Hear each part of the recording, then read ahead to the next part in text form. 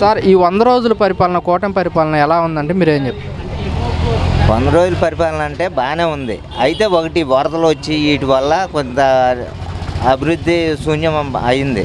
ఈ 100 రోజుల కూటమి పరిపాలనలో ఎలాంటి పథకాలు అమలు చేశారు అంటే మీరేం చెప్తారు? అసలు ఏం పథకాలు ఏమి అమలు చేయలేదు.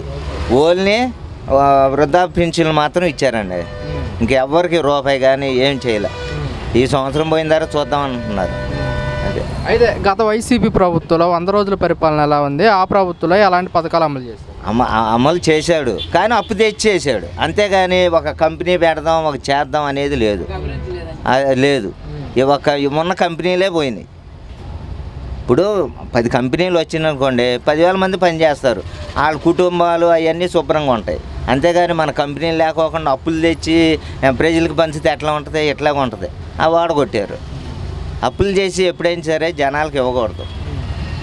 ఇప్పుడు ఒక 100 రూపాయలు వచ్చినాయనుకోండి, 50 రూపాయలు ఖర్చు పెట్టు, 50 రూపాయలు అభివృద్ధి చేయవు. అది బాగుంటుంది. కానీ 100 రూపాయలు వచ్చినాయి అని 200 అప్పు తెచ్చి ఇవన్నీ పంచితే ఎట్లా ఉంటుంది, ఎట్లాగా ఉంటుంది. ఈయనైనా ఇప్పుడు రేపు ఏం చేయలేదు అనుకో, ఈయన ఓడగొడతారు.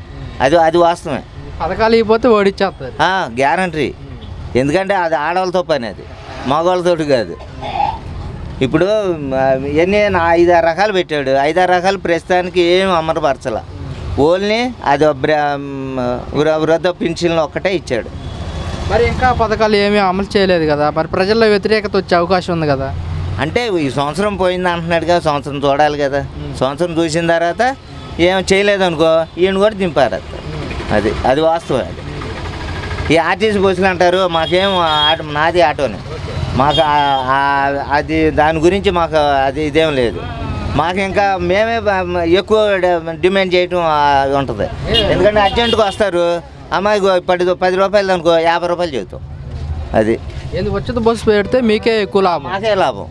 ఎందుకంటే గబుకున్న బస్సులు రావండి, ఆడు బస్సులు కూడా తగ్గించేస్తాడు. ఇప్పుడు 100 బస్సులు తిరుగుతున్నాయి, అప్పుడు 25 బస్సులే తిప్పుతాడు. ఇగో పలానా బస్సులు ఈ లేడీస్ ఎక్కాలని చెబుతాడు.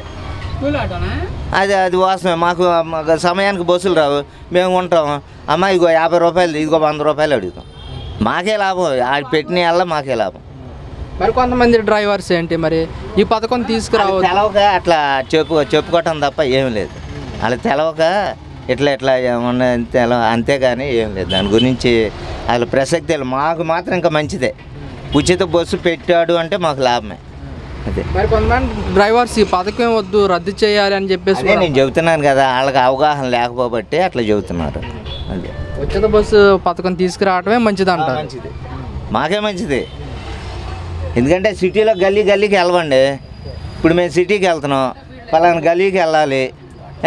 ఇప్పుడు మేము అక్కడ దిగి ఇప్పుడైతే 100 రూపాయలు తీసుకున్నాం అనుకో, అప్పుడు 200 తీసుకుంటాం. అది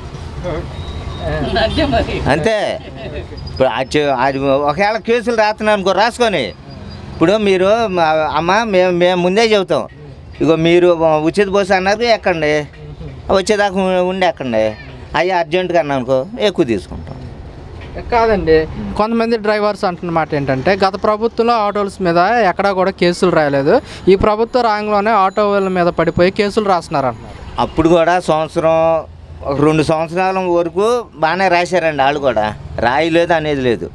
అయితే కాగితాలు మాకు ఎప్పుడు పర్ఫెక్ట్గా ఉంటాయి కాబట్టి మాకు దాని గురించి భయం లేదు. ఎందుకంటే మా కాగితాలు కరెక్ట్గా ఉంచుకుంటాం, మనుషులు కూడా కరెక్ట్గా ఎక్కించుకుంటాం. మేము ఆపినా కానీ మేము సమర్థించుకునే శక్తి మాకుంది. అదే కొంతమంది ఉన్నారు అద్దె బళ్ళు, వాళ్ళు అద్దెలు కట్టుకోవాలి, మళ్ళీ ఆయిల్ చూసుకోవాలి, అన్నీ చేయాలి. అప్పుడు వాళ్ళు ఏం చేస్తారు, ఎక్కువ ఎక్కించుకుంటారు. ఎక్కించుకున్నప్పుడు పోలీసు కానీ ఎవరో ఒకళ్ళు ఆపి మరి ఫైన్ రాస్తారు. అది మాత్రం కరెక్ట్ కాదు, ఎక్కించుకోకూడదు. అయితే ఆయనే ఓకే స్పీడ్కి వెళ్ళటం కానీ చేయటం కానీ ఇదిగా వెళ్ళకూడదు. మామూలు లిమిట్గా ఎక్కించుకొని ₹1 అడుగు వాళ్ళం, తప్పు లేదు.